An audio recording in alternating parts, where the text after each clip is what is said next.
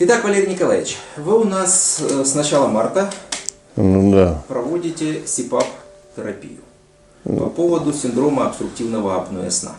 Ну, если можно, давайте начнем немножко сначала, да, то есть, как вы до такой жизни дошли с храпом апноэ?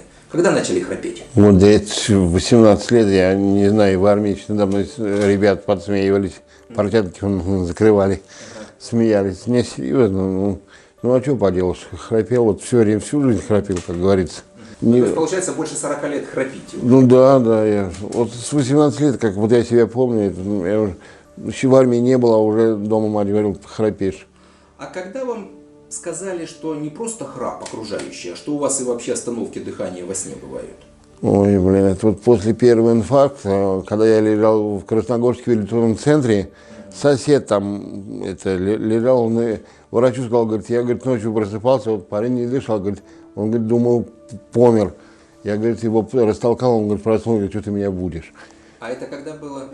Это вот после первого 2015 в марте, но это где-то в апреле я лежал как раз в Красногорске в этом. 2015 год? Да. Вот, он там вот это заметил врачу, но мне там ничего не сказали.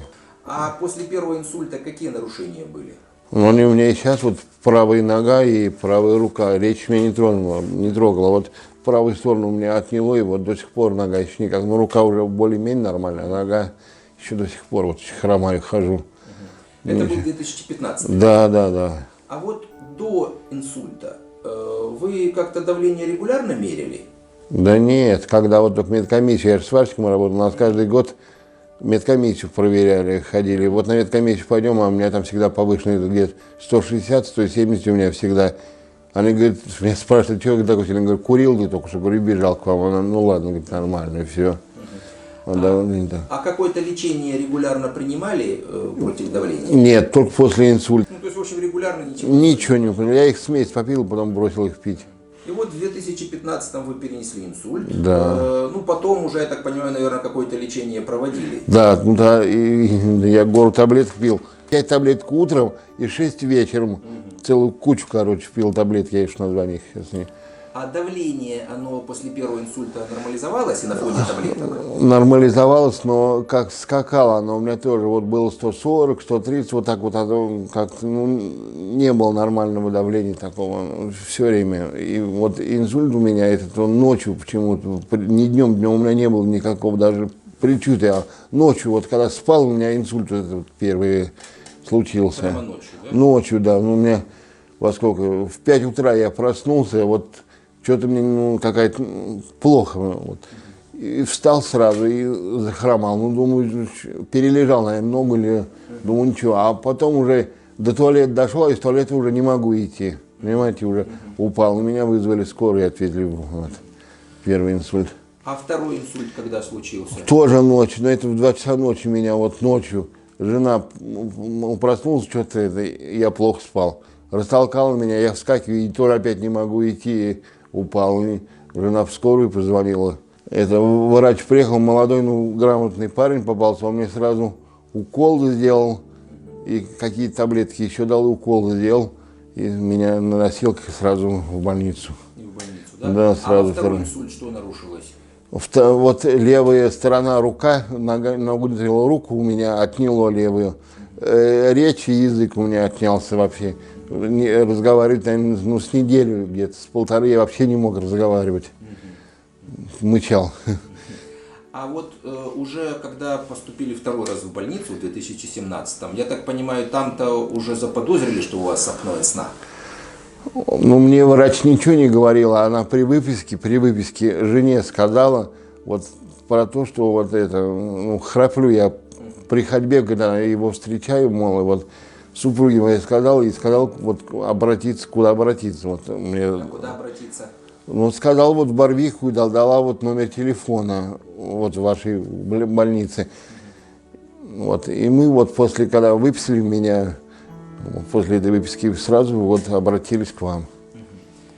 Вот в начале марта мы провели обследование, мы выявили тяжелую степень синдрома обструктивного апноэ сна. Я напомню, что у нас было, это 1 марта фактически мы делали исследование, 46 эпизодов остановок полных или частичных в час. а тяжелая степень начинается с 30 остановок в час. Средняя сатурация или насыщение крови кислородом было ниже нормы 91%, то есть такая хроническая гипоксемия. А минимальная сатурация 56%. Но чтобы понимать, что такое 56%, человек 70 уже начинает синеть, а 60 уже теряет сознание. То есть это такое достаточно критическое падение насыщения крови кислородом в ночное время. Ну и тогда же мы инициировали СИПАП-терапию, то есть вот лечение этим постоянным положительным давлением. Да. Расскажите, как вы сами перенесли это лечение? Ну, вот после вашего обследования вот этот аппарат приобрели. В общем, мне ничего не мешает спать. Нормально сплю на правом боку. Вот я это точно раньше на спине спал, но как-то неудобно на спине, я на правом боку вот привык вот уже за время вот этого инсульта спать. Нет, ну у меня сейчас дыхание, во-первых, лучше стало. И храп прекратился, это точно. Да, вот еще забыл сказать. Вес. У меня мне врач, вот, который за мной следил, вот Ольга Александровна, она говорила мне все время, вес надо забросить тебе.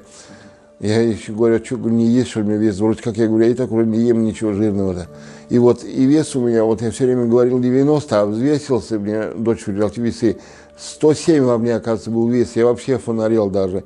А вот неделю назад, наверное, вот, там, да, неделю назад, взвешивал 97, а мне я даже вообще не ожидал. То есть вы 10 килограмм с марта месяца? Да, вот с марта его. Апрель, май, июнь, июль, за 4 месяца? Да, да. Вот за 10 килограмм я сбросил. У меня врач, вот я был в последний раз, вот, ну, вот перед медкомиссией вот, у врача, вот, даже она заметила, на взгляд, говорит, вы, говорит, похудели, говорит, даже заметили, я говорю, конечно. А вы как-то специально диету соблюдали? Нет. В общем-то, это вот фактически лечились аппаратом, лучше спали, лучше Да. дышали, А какая диета? Я не знаю никакой диеты. Вот, ну, у вас все-таки немножко проблема с рукой сохранилась, да? Да, вот это. Вы сами-то научились масочку одевать? Да, я маску сам одеваю, все. Жена только мне вот эту застежку делает, вот это. А так все это я сам делаю.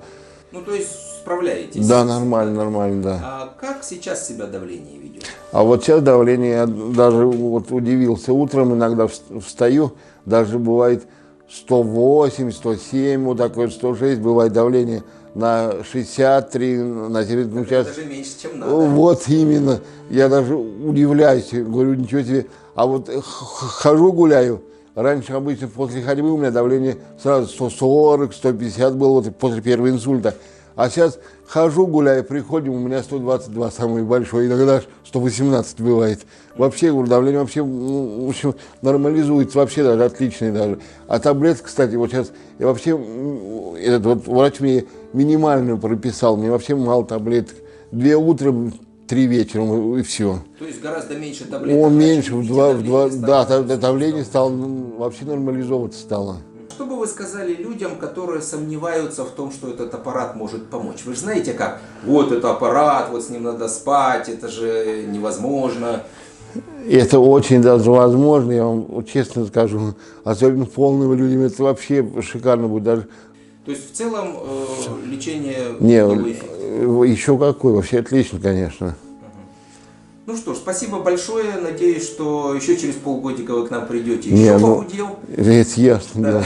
И, в общем, ситуация будет постепенно улучшаться. Насколько я понимаю, неврологи говорят, что неврологическая симптоматика уходит. Да. Вот Ольга Александровна мне вот смотрела последний раз, она вообще сказала, говорит, даже говорит, и отлично, говорит, у вас это, ну, все вот восстановление идет, да.